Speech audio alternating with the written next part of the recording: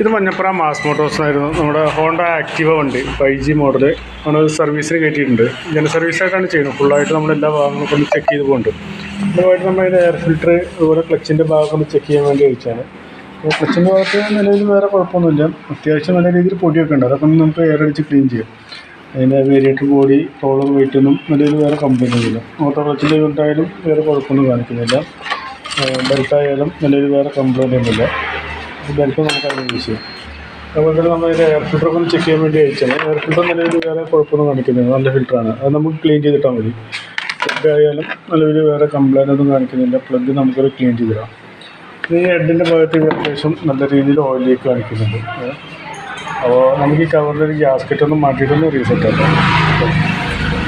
പിന്നെ അതിൻ്റെ ചോക്കിൻ്റെ കേബിളായാലും നിലവിൽ വേറെ കുഴപ്പമൊന്നുമില്ല. വർക്കിങ്ങോ കറക്റ്റാണ്. അതുപോലെ ഫ്രണ്ടിലോട്ട് വന്നു കഴിഞ്ഞാൽ ഫ്രണ്ട് ഭാഗത്തുനിന്ന് വണ്ടി വല്ല കട്ടിലൊക്കെ ചാടുമ്പോൾ നല്ല രീതിയിൽ സൗണ്ട് ഉണ്ടാകും റണ്ണിങ്ങിൽ. ഇതിന് കംപ്ലൈൻറ്റ് പറഞ്ഞാൽ ഫ്രണ്ടിലെ ഈ ബുഷുകൾ കംപ്ലൈൻ്റാണ്. ഈ ലിങ്ക് ബുഷിൻ്റെ ബുഷുകൾ കംപ്ലൈൻ്റാണ്. അത് അത്യാവശ്യം നല്ല രീതിയിൽ പ്ലേറ്റ്. അപ്പോൾ അതൊന്ന് മാറ്റണം. അതുപോലെ ഷോക്കപ്പിൻ്റെ ഈ 2 ബുഷും മാറണം. അതിന് അത്യാവശ്യം നല്ല രീതിയിൽ പ്ലേ സ്റ്റാർട്ട് ചെയ്തിട്ടുണ്ട്. അതിൻ്റെ ഒരു സൗണ്ട് ഉണ്ടായിരുന്നു. പിന്നെ അത് കൂടാതെ തന്നെ വൈസറിൻ്റെ ഇവിടുത്തെ ഈ ഹാൻഡിൽ കവറിൻ്റെ ഇവിടുത്തെ ഒരു ബോൾട്ട് പോയിട്ട് അതിൻ്റെ ഒരു ഞാൻ വേറൊരു ബോൾട്ട് ഇട്ടതാണ്. ബോൾട്ട് പോയിട്ട് അതിൻ്റെ ഒരു വൈബ്രേഷൻ സൗണ്ട് ഉണ്ടാകും. പിന്നെ ഈ ബാറ്ററിക്കൊക്കെ അത്യാവശ്യം നല്ല രീതിയിൽ ലൂസ് ഉണ്ട്. അതൊക്കെ ഒന്ന് ടൈറ്റ് ചെയ്യണം. അതൊക്കെയാണ് ഫ്രണ്ട് സൗണ്ടിൻ്റെ ഒരു കാരണം. പിന്നെ അതുപോലെ അതിൻ്റെ ഫ്രണ്ട് ടയർ ഒരു സൈഡ് തേയ്മാനം കൂടുതൽ പറയുന്നത്. ഇതൊരു റൈറ്റ് സൈഡ് തേയ്മാനം കൂടുതലാണ്. അത് ആ ബുഷുകൾ പോയതൊരു കംപ്ലൈൻ്റാണ് ആ തേയ്മാനത്തിൻ്റെ കാരണം.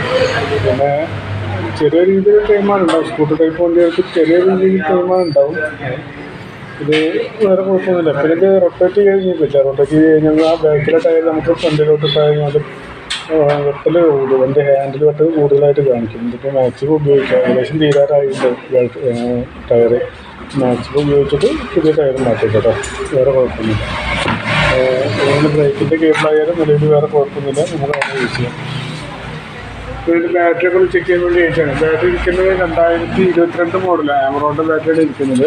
നിലവിൽ സെൽഫൊക്കെ വർക്കിംഗ് ആണ്. അതുപോലെ നമ്മൾ ബാറ്ററിക്ക് വല്ല കംപ്ലൈൻറ്റ് ഉണ്ടോ എന്ന് കൂടി ചെക്ക് ചെയ്ത് പോകുന്നുണ്ട്. ബെൽറ്റ് വോൾട്ടൊക്കെ ചെക്ക് ചെയ്ത് നോക്കുമ്പോൾ മാക്സിമം വോൾട്ട് ഉണ്ട്. 13 വോൾട്ടോളം മാക്സിമം കാണിക്കുന്നുണ്ട്. അത് ടെസ്റ്റിലേക്ക് കൊടുക്കും. ബാറ്ററിക്ക് വല്ല കംപ്ലൈൻറ്റ് ഉണ്ടോ എന്ന് ചെക്ക് ചെയ്ത് നോക്കുമ്പോൾ